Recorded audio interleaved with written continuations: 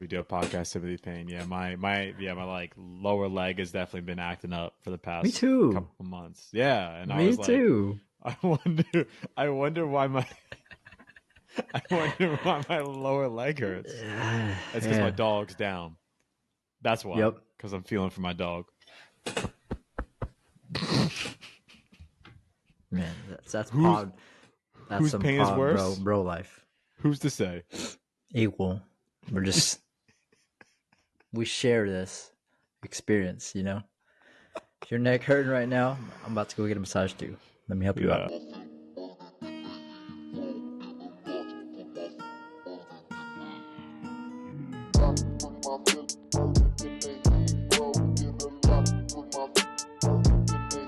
Other than maybe some neck pain, maybe some maybe some mixing up of words in an inappropriate manner. How are you doing today, JT? Good, man. Just I get louder every morning I get up. You know, joints just start popping. Be like, yo, yo, yo, yo, yo, yo. I'm like, okay, shit. So it's just, you know, a wake up call, if you will. Yeah. But I'm good, man. How about you?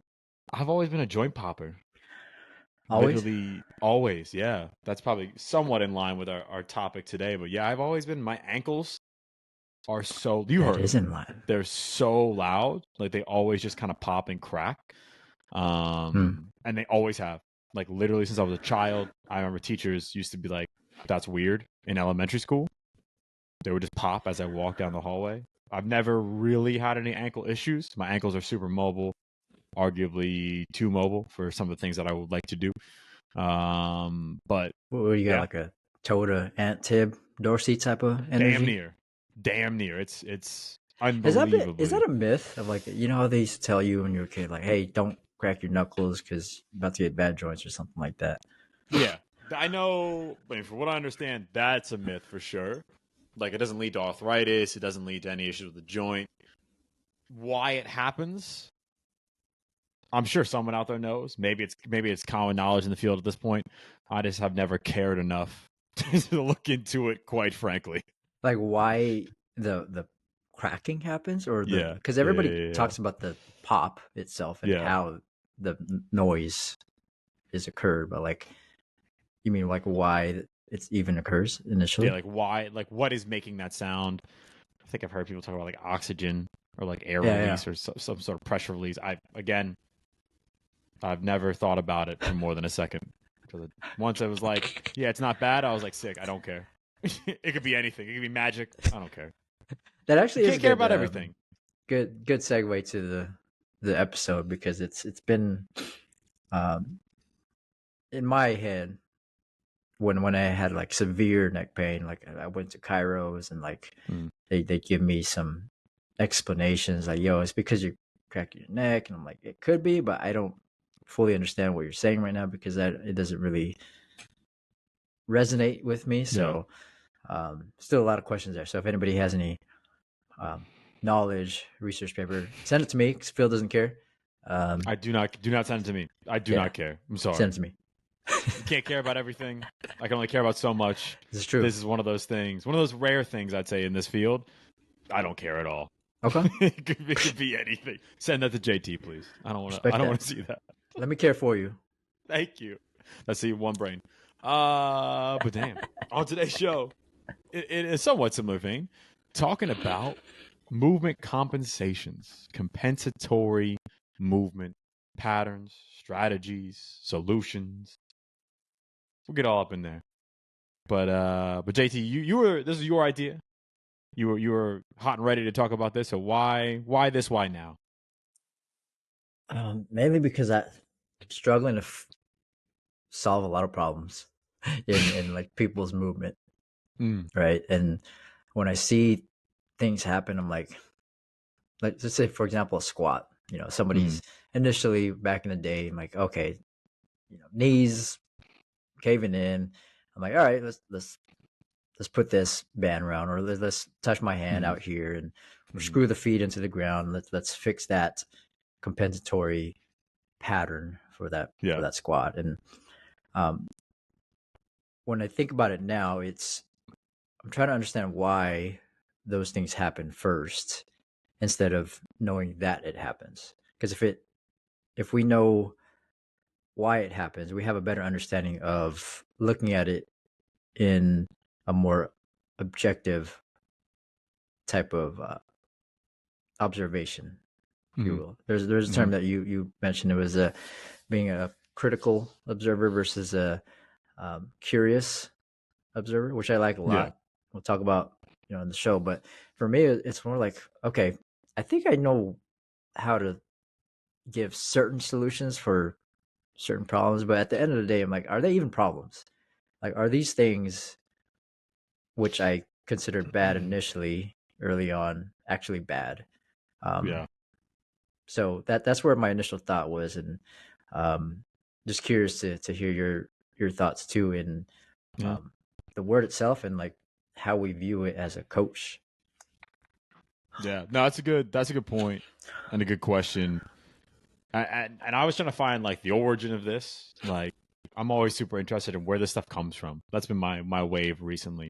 I'm not Mm, interested on where joint popping come from, but I'm interested on where all these terms come from, where the kind of staples in our industry, right? Not the principles, right? So not talking about specificity, overload, things like that, but some of like the staple concepts that aren't quite on the principle level. They're not quite like law, but like things that get thrown out of town. Where does this come from? I couldn't find anything. I'm back looking at papers from the 1920s about compensatory eye movements in birds when they're looking at stuff. Again, like, why are you researching that in the Great Depression? Go out and sell milk or something? Like, well, I don't know, but that's what they were doing. My first introduction was through the FMS. I think I don't even know if they use introduction that word of what? of compensatory movement was kind of in The that concept of it? FMS. Yeah, it was in that kind of FMS Sure. popularity Yeah, era. that's fair. Again, I don't even know if it's from Gray Cook directly. Like, if Okay. he directly popularized that, if that's kind of where it came from. But thinking about when I first learned about this and how I first started as a coach is very similar to what you were saying.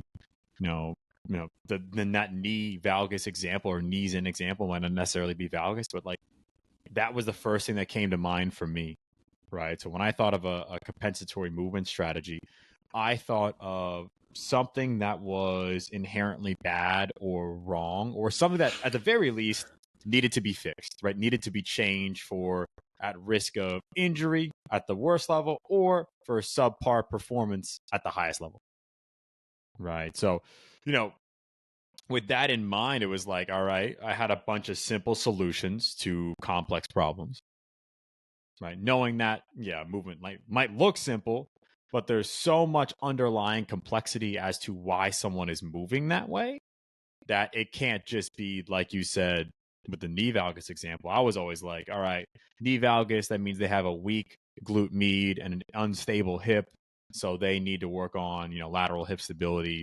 And for me, I was just ripping thousands of reps of banded clamshells. That was Yeah. always the go to back in the day, for people. And I'm not gonna sit here in front like it didn't help in some cases, because in some cases it helped, but Yeah. also there's other confounding things in there as Yeah. well. Like maybe they just got stronger in general. Maybe they just learned the pattern a little bit better. Like there's other confounding things in there as Hmm. well. But in some instances it helped. In some instances it did literally absolutely. I would say more instances it did literally absolutely nothing. But yeah, early on as a coach, it was all like wrong. We need to fix this movement that you're doing because it's different than whatever optimal technique I had in my head. Yeah. Yeah. No, it's a good frame to kind of put it, because it still happens, right? I'm going Mm-hmm. through a PT, and no shade at the PT, and they're doing what they need to Yeah, be doing, right? And I'm helping, or I'm improving, in my capacity to load the Achilles and whatnot, all those things. So there's we just want to make sure that we're not saying there's no value to any of these things. It's more of how do we think about yeah, compensatory patterns, and getting a little bit more objective than subjective. Like, we can't just think something is bad or yeah, something is good. How do we just look at it from a, like, this is data? Okay, now what do I need to do with that data, right? Um, So something you mentioned there was the things that we originally done, right? The things that we've learned early on, and we might still continue to do it, which is fine. Um, how do we just zoom out?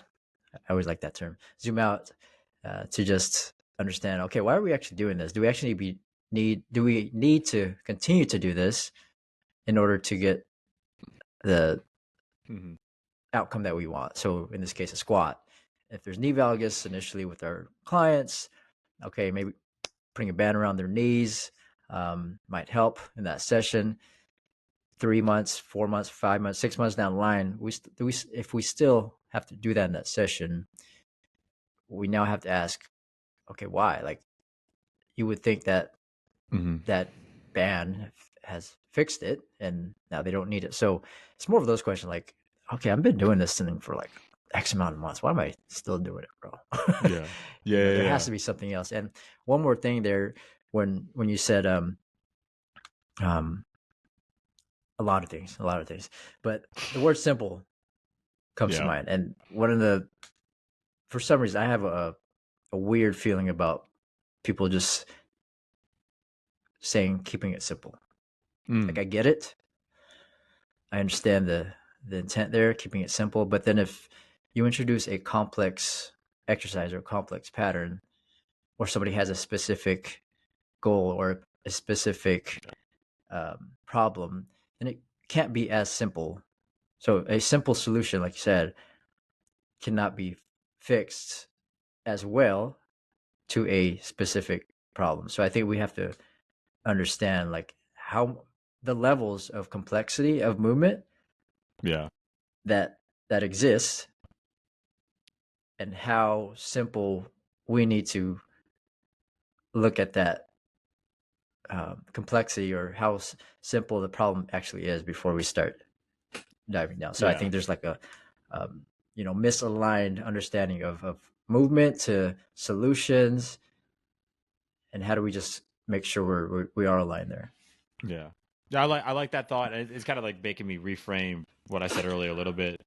Like the solution ultimately could be simple. It could be I'm doing nothing, right? It could be a verbal cue, Yep. right? Something external you want them to think about. But how you get there isn't simple, or how they get there, as far as their movement strategy goes, is far from simple. Like I was Mhm. sitting here trying to think through, like, all right, what are all the potential things that go into how someone moves a certain way, right? And like, you know, we could think about I think you and I have talked about this a couple times. I don't know if we've really gotten deep on this concept on the show. Maybe we have, maybe we haven't. But like the idea that any task that you perform, whether it's grabbing a cup off the top shelf, whether it's running your fastest 40 time, whether it's watering your plants in your garden, any task represents a problem, right? A problem that we need to solve, and our solution to that problem is the movement strategy that we choose. Mm-hmm. Right. So you talked about being either a critical observer or a conscious observer or a curious observer, right? Like your compensations or how you perform that relative to the optimal, quote unquote, is all going to be based around this solution. Like how are you best solving this movement problem? And it's, look at the relationship between the task itself, like what's the goal, the environment that you're working in, like what's the surface that you're running on or whatever. Mm-hmm. And then, the characteristics of you as a person, you as a human being, like there's sensory cognitive stuff involved in there. How fast and how well can you process information? There's psychological and emotional stuff in there. Like, how are you feeling? How do you emotionally feel about performing a specific movement? Or do you have fear about landing a certain way or cutting off a certain limb? There's a mobility and stability stuff. There's coordination and motor control stuff. There's avoidance strategies from pain. There's your general force production capabilities. There's your balance. Like all this stuff comes together to then present itself as how you do a lunge. Like Mm-hmm. all of that is baked into every movement that you do. So, the solution ultimately might be simple, but like trying to sift through all of that is very, very, very complex. And you talked about curiosity, and I think that's the right lens to focus on all of this through. Like, I showed the class, or I showed the group, hey, this is how you do a squat, and this fool over here is doing it this way. Instead of being like, yo, wrong, be like, all right, why might they be presenting this way? Like, what up, down the chain, force reduction, whatever it might be, like, why might they be squatting this way? Right. Yeah. No, I think just to go back to our goal in the show is to simplify complex topics, right? And what you mentioned within, as far as a lunge goes, all the complexities that come with that. In order to simplify that, we have to appreciate the complexities, right? So understanding that, okay, now how do we actually simplify it? So I was listening to this podcast, shout out PJF Paul. Shout out. He mentioned, and he talks about, he speaks to this in a very well, explained discussion with himself, which I'm always impressed about. Like, I can't talk to myself that long, but shout out PJF. He mentions the compensations that we have, or pain that we have, and we automatically think about certain compensations that happen because of that. So, say for example, the general population, they come in with pain, like, oh, something hurt, my low back hurts, knee hurts, and then if you ask them, like, what are the exercises, or what have you been doing from an activity level lately, and they say nothing, like, haven't been doing anything, haven't exercised, worked out in a while. And a lot of the times, doing something will help them get out of some type of pain. So if they're inactive, oftentimes the solution would be getting active, walking, moving more. So if we think about a general kind of thought process of compensation related to pain, if the pain has been occurring due to inactivity, let's try activity, and that's general movement. So I like that lens that he framed it to, where I look back in my younger coaching career, people come in with knee pain, never worked out ever. I'm like, all right, let me put this band around with a pole facing that way. You give me a lunge. Like, they didn't even know how to lunge. Why am I even doing this? So when I should have asked them an initial question, like, okay, what have we been doing from an activity standpoint? And let's just keep it simple, right? If it's a simple thing of being inactive, pain, okay, let's get active, where let's just walk. Can you do that more? If you watch this 3,000 steps a day, all right, can you go 4,000, come back 5,000 third week? Can we just do that, and then let's see if that just cleans things up a bit. So yeah, that's one of the things I'm trying to look at a little bit more, in understanding the relationship between compensation and pain, because I think that's where it really stems from, right? If we see the word, we hear the word compensation, it's like, oh, they're compensating to do this pattern. Now they're in pain, or they might be potentially, so. No, that's bringing in pain I think adds a whole another layer of complexity, like pain and injury and why it happens, and all the things that go into pain science, and how complicated or how complex that whole biopsychosocial model of pain can be. And I think, it'd be real easy and real sexy to come on here and say, like, compensations are all bad and cause pain and injury. And it would also be really sexy to say that compensations aren't ever bad and never cause pain and injury, because that feels like the dichotomy of the space that we live in is all about right now. But unfortunately for all of us, like, I wish it was that simple.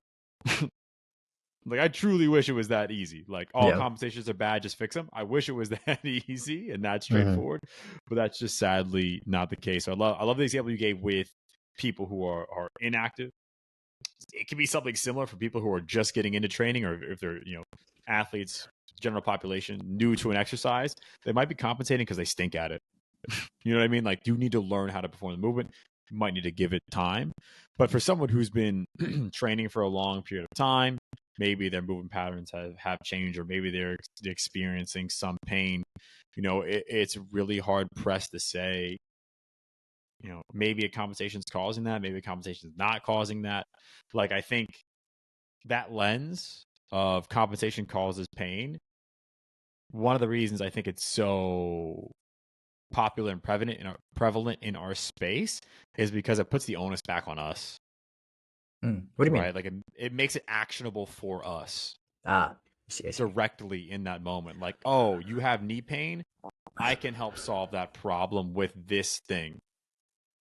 Whereas it might be deeper than that. Like, it might be multiple layers of stuff. Like, maybe it truly is caused because of a limitation at the hip or the ankle. Right. But it's also due to like a resiliency issue or a density issue of the tendon. Right. So the tendon's not strong enough to handle the forces that's being put on it because of the limitation, whether it's mobility or stability at the hip and the ankle. And then maybe also you did too much too soon. Yeah. Right. So there could be, and then maybe also you've had a history of knee injuries on that side. Like, so there could be so many layers to it. So the way you attack it is going to have to be multifactorial. And I think that's why it's important to assess upfront or have assessments in your back pocket that can help you better form a hypothesis. It's not going to give you an answer, but if I can assess your mobility and stability in certain areas, if I can assess your coordination, if I can look at your previous history and kind of maybe gain an understanding of how you feel about movement, if you have any potential avoidance strategies, history of previous injury on that side, then I can look at your strength metrics and things like that and start to see, all right, like where are they at compared to where they should be, based on whatever you're trying to do. I don't have an answer then. Like, it doesn't give me an answer, but it gives me a better question to start with. Right. So now I can That's what we do. That's what we do. We want to ask better questions. That's it. It's all about asking better questions so you can start further along on the process. Right. So again, like, that might not feel like an answer to solving compensations, but I think it's a helpful framework to try to weed out what it isn't. Sure. Or what it likely isn't, to get you closer to what it could be. Yeah. We just want to be less wrong over time, right? Make sure people don't get hurt, all those things. And that's the initial intention of why we look at compensation. Okay, I don't want to get this, we want to make sure we don't get hurt when we're squatting. So we're doing these things to fix that compensation, which is, that's the goal. That's what everybody should strive for when they come to our space. Do no harm, or making sure things are relatively safe for them. And when I say relatively, I think compensations for me, when I started to dig into it a bit more, it's a spectrum, not a binary, right? It's a spectrum of which and how they compensate versus, oh, this person is compensating. So then is it a yes or no? Then I need to fix it. Where, say, for example, a squat again, because it's always the easiest example to illustrate for everyone. If they're compensating, let's just say they got 135 on their back, slight knee valgus, 10 reps. Hey, I feel good, right? So I think there's always a movement bandwidth that people have. So yes, we can call it compensating. Their body was trying to do what it needs to squat. And then it's still a spectrum, because like, do you have to fix that problem, quote unquote problem of a knee valgus in a squat? They feel good after, and like, it's a spectrum of which just to view, right? Yeah. So for me, I'm trying to look at it more like, okay, their body moves like that. Let me just take note of it, as opposed to, oh shoot, their body's moving like that. Hey, let's go try to do this drill I just learned on YouTube, and let's get you better. But they already are better. They feel good. So I think it's those kind of things. Let's just look at it at what it is first, and then at some point might have to look at it later to understand a different solution, right? If we need Yeah. to. No, that's so dead on. I like the squat example, right? And even like that was probably one of the first moments for me, and like first examples where it was like, all right, maybe this isn't bad. Like maybe there isn't one perfect movement, but I still had issues applying that to every other movement. It's not carte blanche to just like do whatever. It doesn't mean like all things are equally Yeah. good. Like they just kind of are. Some are more efficient, some are less efficient, some are less efficient. I think some, like, I mean, anytime we're moving heavier loads or higher intensities, faster velocities, it's Yep. inherently more risky. Like it just is. Like you're Yeah. experiencing more force. It's just that's how things work. But like the Valgus example, when you look at elite level Olympic lifters, like they all move differently, and a lot of them use not necessarily valgus. Some do, but knees tracking into to bias internal rotation of their femurs as a propulsion strategy to stand Mm-hmm. up. But they still are keeping a strong foot position. They're not like their arches aren't collapsing. Their feet aren't spinning out. So they're just using internal rotation within that bandwidth as a strategy to stand up, and that could be Yeah. based on strengths and weaknesses from a muscular standpoint. That could be based on how they're built, how their hips are built, the length of their femurs relative to their torso, how their hip fits in their pelvis. I don't know. It could be based on so many different things.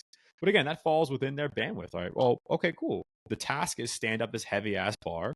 Well, that's a strategy that they've developed to efficiently do it, right? Like the Mm-hmm. body isn't stupid. It's going to develop a strategy that makes the most sense in the moment to complete the task, how they see the task, Yeah. how they understand the task. They might understand it differently than you told them to do it, but it's Mm-hmm. how they understand the task. So I think, keeping that in mind, it's like, well, are they still completing the task like the way I want them to? Does this fall within a bandwidth that I would dictate as like good, still safe movement? Then sure. I was having this Yeah. discussion with one of my buddies this past a couple weeks ago. We were at a speed conference, and it's just like talking about the hamstring injuries in late swing phase or back injuries and squatting. And it's like you can train the human body to do a lot of stuff and to take a lot of stuff and Mm-hmm. handle a lot of stuff. But like when I'm squatting, do I want to use my back or do I want to use my legs? Like, sure, I can use my back and I can be plenty strong, but like I'm doing it to make my legs stronger. So I'm gonna want like I'm not doing it to be the best squatter. So I want to change any compensatory patterns that allow someone to use their legs better because that's why I'm doing it. Right. Mm-hmm. Now, if I'm a power lifter or my goal is to be the best squatter ever, and that's the strategy that allows me to be the best squatter ever, my back is strong as hell, well, then maybe in that instance, I let it rock. Right, because while the movement's the same, the tasks are very different. Mm-hmm. Right, Yeah. one is I'm squatting to be the best squatter. The other is I'm squatting as a means to an end of getting Right. stronger lower body pushing muscles. Right. And there's still compensations that happen within that, right? And I think to that point, it's compensating to do what? There's Yeah. always a task after that. So when you look at an ollie lifter's, let's just say a clean, and like you said, they use internal rotation to produce force. Yeah. You can argue they're compensating in a good way to complete the task. Yeah. Right. So if we always think of things as being bad, how come we rarely ever use the word compensating for in a good way? But in this case, it's a compensation, good or bad. Bad, I don't know, maybe pain. We can start to go on that spectrum. Good to complete the task. At the end of the day, it just helps you to just think about it. Okay, this is what it is. So take it to the example of an office worker, who's somebody at their desk 8 hours a day. You wrote a good article on this the other week in terms of posture. That's always good conversation amongst everyone, coaches, clients, everybody, right? What's a good posture? And we used to, at least I used to be like, this is bad, this is good. Yeah. And okay, it looks like it makes sense. Okay, we got to walk like this. If we walk like this, we don't have pain. But if you think about it, like why we're here, why we even produce this shape, Yeah. it helps us focus. Like Yeah. I'm gonna lock in like this with our head in, or I mean shoulders in. So my gaze is locked into the task, which the task is the computer. That's my Call of Duty position. How am I gonna be locked in like this? You know Gotta that lock. meme? You gotta that 2K position. You gotta hunch. You know what I'm saying? You gotta hunch into it, lock in, Yeah, you put gotta some work lock down. in, right? You can't lock in like this. All right, I got you, Yeah. Phil. Right? So this is we have to understand like our conscious is pretty dumb, but our brain is really smart, Yeah. right? We think we need to move like this, but our brain is telling us what our body needs to do. In this case, Yeah. we are like this because we need to be like this to produce the work on the computer. Yeah. Not bad or good, that's just what it is. Right? So now if we need to go into the gym, there's optimal positions to be in. So I think if we understand the human body and we conform to what the task is, or our brain allows us to do Yeah. that, we have to do both. We have to move in and out of any Yeah. position that our life requires. Yeah. So we Right. can't just say one's good and one's bad. It's optimal for the tasks that we Yeah. have to complete. Right. Like pain is not as simple as being like, oh, you're in that position, or maybe even you're in that position too much. It's like maybe that's the only option you have now. Or maybe you just need to like move more. Like you just need to do other things, like expose yourself to other positions. Yeah. Not just the fact that you're in that position, or the position in and of itself, right, is Yeah. inherently bad. I've heard people say, like, a lot of people say recently that, like, the best posture is one that you can move in and out of, Mm-hmm. right, or one that changes frequently, right. And again, movement, generally speaking, is very good and super protective and restorative. Like, I just as far as like moving more goes, but even within that, like looking at something as simple as posture.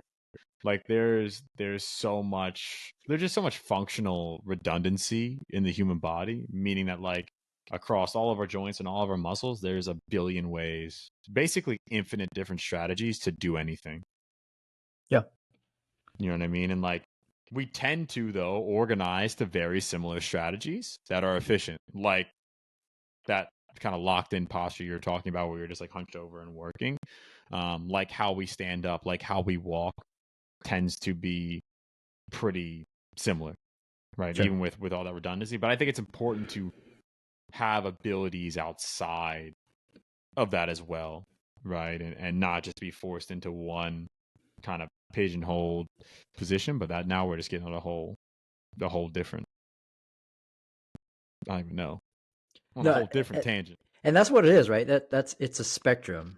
We have to have our body has to move within a spectrum of movements. Mm-hmm. And we think, going back to the example, this is a binary. This is bad. This is good. Where it's neither. Is this is what it is. This is this is what this is. Can we just go in and out of that? Can we go at our desks?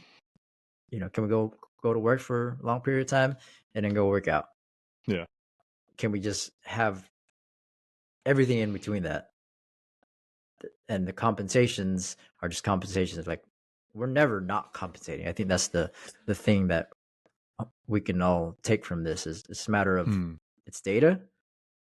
Do we need to use it at that time to solve a problem? I don't know, but we can't just go into like, oh, that's bad, oh, that's good. It's what it is, Yeah. right? How do we now? It forces us to ask a better question through time as a coach. Yeah. Right. 1000%. Right. Back to what you said up top.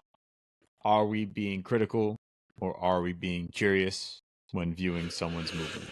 Like you said, the critical person is black and white. That's good or bad. The curious person starts asking questions, starts testing, starts formulating a hypothesis. And then and only then, after kind of thinking through it, maybe actually testing stuff, then do we implement a strategy to either change the pattern or we say, you know what, based on the task, this person's strengths and weaknesses and limitations, this makes sense for them.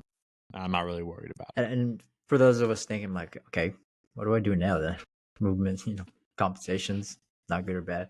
I think something you've been talking about a lot is play. That comes to mind here for me of allowing our body to move in different planes through play, gamification, because it gets us out of our conscious, right? Our brain, if we play and if we have like just general movement, let me roll around the floor, let me do some movement flows on the ground, that allows our body or brain to create strategies within that flow, that task in a spectrum, as opposed to squat, push it. That's like a less of a spectrum, if you will. Yeah. So I think play is a nice way to explore as a coach, not only for yourself, but also play for your clients to have movement bandwidth and to increase that over time. Because if usually the goal here is like to, reduce pain. Cool. That's that. How do we do that? That's the question. How do we help with their movement? To create more of a spectrum as opposed to a binary. Yeah. I love that. Like, I think play and it could be like, I don't know, different tag games, different stick games for those of you who are other Ito Portal fans out there. Different crawling and rolling patterns. Like, these kind of all fall in the realm, or you could just be playing games. But you're literally playing like handball or ultimate frisbee or whatever, like kind of small-sided game you can play in the confines of your gym. But like, they're all a safe to fail means of exposing people to a lot of movement variability, training a lot of different positions, but also just like learning how people tend to organize and what their solutions are for solving movement problems. And by safe to fail, I mean like if they fail, like they can't perform the movement or they fall or whatever, they're not going to blow themselves up doing it, right? It's not like I'm putting them under a bunch of load or putting them under high speeds and being like, all right, let's see what you do. Like we're putting them in a more controlled environment. And if things go quote unquote wrong, it's not like they're likely going to get hurt or anything like that. So, you get a decent training stimulus, because I think it's impossible to train every joint, every direction all the time and like maintain all of that. But we can get a good, efficient training stimulus for that variability in a really short amount of time. That's fun, which is a huge bonus. Yeah. I'm not gonna let you keep going though, because you're gonna try to now that I see it. Now I got you. You're not gonna keep going. JT, where can people find you? Yeah, you try. But now, where can people find you? Alrighty, I give up. CoachJT.mp3. Hit me up on there, and I'll be threading sometime. So I can't believe you really said, "Oh, Phil wants to end the episode on time." Let's talk about play. This will get him. This will get him going. I almost had you. You almost had me. Dang it. But I caught it halfway through that thought. I'm still going to finish this thought, but I'm on to you. You can find me on IG at Nashville. You can find the show on IG, YouTube, and Threads at Pushin Performance. No G, as always. If you're rocking with the show, please leave your boys a 5-star rating. Leave us a little review. Still waiting on those reviews. I'm just saying. Hey, we got something for you. First five, we got something for you. I know people have been asking for the Pushin P shirts. People have been asking for the Pushin P hats. Maybe soon. Who knows?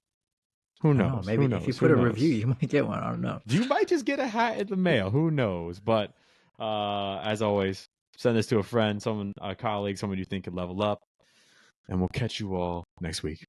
All right. Peace. Appreciate y'all.